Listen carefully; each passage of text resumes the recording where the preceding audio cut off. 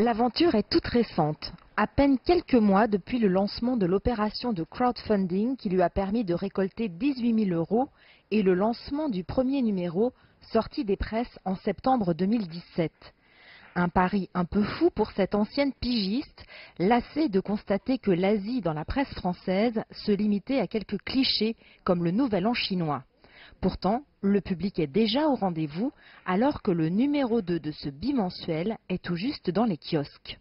Les personnes de la communauté asiatique sont ravies de voir un magazine comme ça arriver en France. J'ai beaucoup de personnes qui m'écrivent. J'ai même reçu un poème une fois d'un monsieur qui m'a dit avoir été très touché par cette initiative parce que ses enfants sont métis et ils se retrouvaient vraiment dans ce genre de magazine.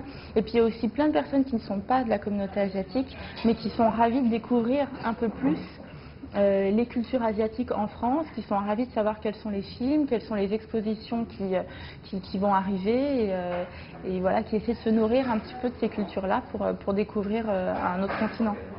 Cet enthousiasme trouve aussi sa source dans le besoin de visibilité que ressentent les Asiatiques de France, comme nous le confirme l'une des membres de l'association HCAF, plateforme réunissant toutes les communautés venues des pays d'Asie. Les populations d'origine asiatique n'ont cessé de croître, celles qui sont installées en France n'ont cessé de croître durant les dernières décennies. Nous sommes environ, je crois, 1 million et nous sommes peu visibles.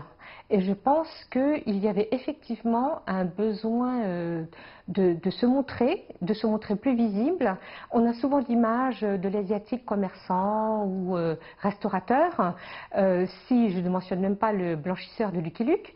Et je pense que c'était important de montrer toute la diversité de modes de vie, de nationalité, enfin d'origine plutôt, et de culture. Je pensais que c'était vraiment important et puis de disposer de moyens d'expression. Longtemps considérée comme silencieuse, la communauté asiatique de France se révèle aujourd'hui loin des clichés qui lui collent à la peau. La nouvelle génération, mieux intégrée et maîtrisant parfaitement et le français et les techniques de communication, compte bien se faire entendre. Agissant comme un pont entre Europe et Asie, elle constitue une passerelle entre les cultures, indispensable dans notre monde globalisé. Jade Charles, CGTN, Paris.